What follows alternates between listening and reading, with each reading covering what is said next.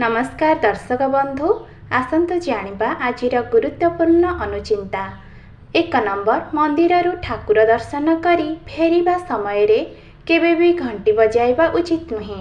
यह अशुभ होइथाए एवं आरती नेबा समय रे गोटिए हाथ रे आरती नेबा अनुचित। 2 नंबर स्त्री लोक माने दंडवत प्रणाम करिबा उचित नुहे। यह अशुभ होइथाए एवं गर्भवती महिला माने शिवलिंग स्पर्श करिबा उचित नुहे। 3 नंबर मंदिर रे दीप जलाइबा समय रे केबे भी अन्यर दीप रे निजर दीप लगाइबा उचित नुहे। यह अशुभ एवं अमंगल होइथाए। 4 नंबर महिला माने केबे भी हनुमान को एवं शनि देवं को स्पर्श करिबा उचित नुहे एवं मंदिर रे महिला मानंकु भिड़रे ठेलापेला करिबा उचित नुहे। 5 नंबर पुरुष हुअंतु किंबा महिला पूजा करिबा समय रे मुंड को वस्त्र द्वारा घोड़ाइबा उचित। यह शुभ होइथाए एवं चंचल मन स्थिर हेबा सहित आशीर्वाद प्राप्त होइथाए।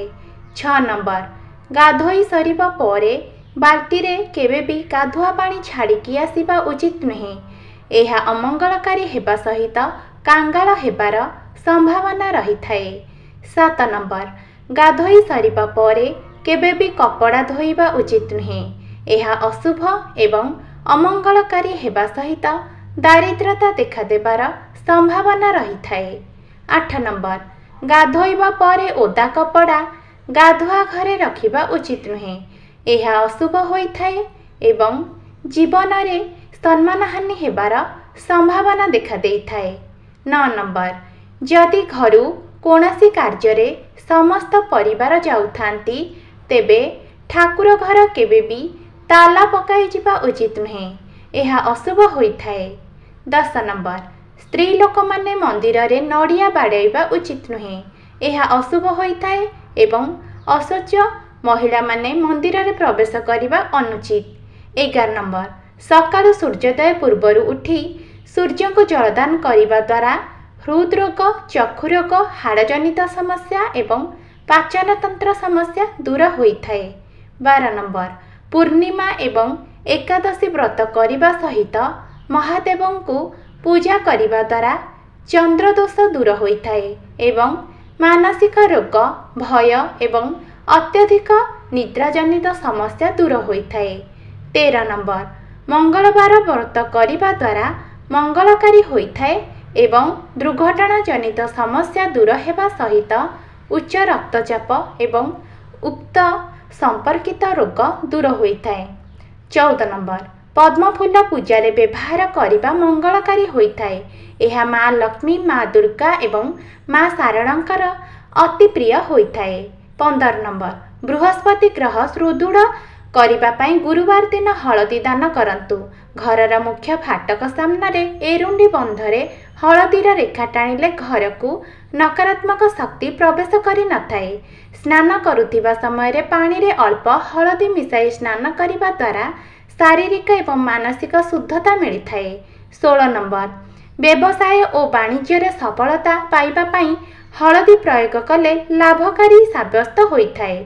पौराणिक मान्यता अनुसार विवाहित दंपति को खराब नजररू रक्षा करिबा पई विवाह पूर्वरु हळदी लगा जाइथाए। 17 नंबर पूजा कार्य एवं यज्ञ रे हळदी व्यवहार होइथाए। सूर्य को जल अर्पण करुथिबा समय रे अल्प किछि हळदी मिसाई अर्घ्य प्रदान समस्त मनस्कामना पूर्ण होइथाए। 18 नंबर बृहस्पति ग्रह दुर्बल स्थिति रे रहिले आपण जेउ कार्य रे हाथ देबे सबुथिरे असफल रहिबे। एपरिकी व्यापार रे प्रगति होई नथाए। एही समस्या मुक्ति पाइबा पई आपण गोटे हळदीर खंड नेई एहाको हळदिया सूतारे बांधी निज हाथ रे किंबा गळा रे पिंधंतु।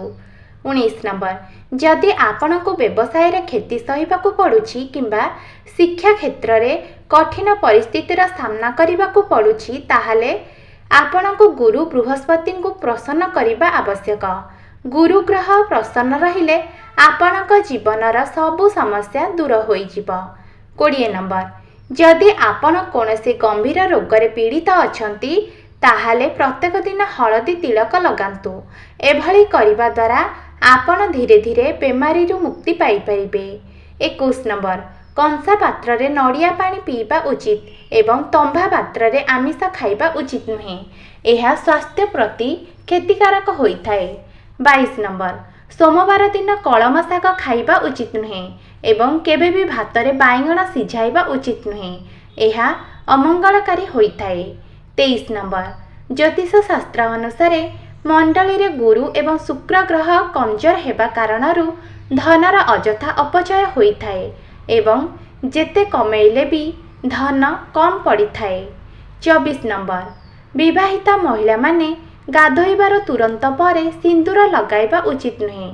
ଏହା ଅଶୁଭ ହୋଇଥାଏ ଏବଂ ମନରେ ଖରାପ ଭାବନା ଆସିବା ସହିତ ଆର୍ଥିକ ସଙ୍କଟ ଦେଖା ଦେଇଥାଏ।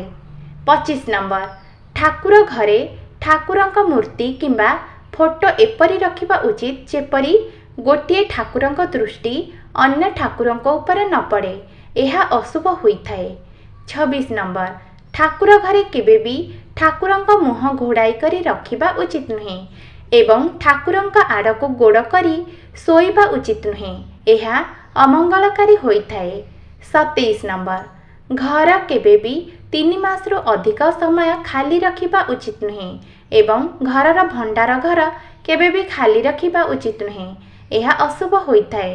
28 ନମ୍ବର, ଗାଧୋଇବା ସମୟରେ ଝଡ଼ିଥିବା କେଶ କେବେ ବି ଗାଧୁଆ ଘରେ ଛାଡ଼ିବା ଉଚିତ ନୁହେଁ। ଏହା ଅମଙ୍ଗଳକାରୀ ହୋଇଥାଏ। ବ୍ୟବସାୟରେ ବାଧାବିଘ୍ନ ଆସିବା ସହିତ ଜୀବନରେ ଉନ୍ନତି ବାଧାପ୍ରାପ୍ତ ହୋଇଥାଏ।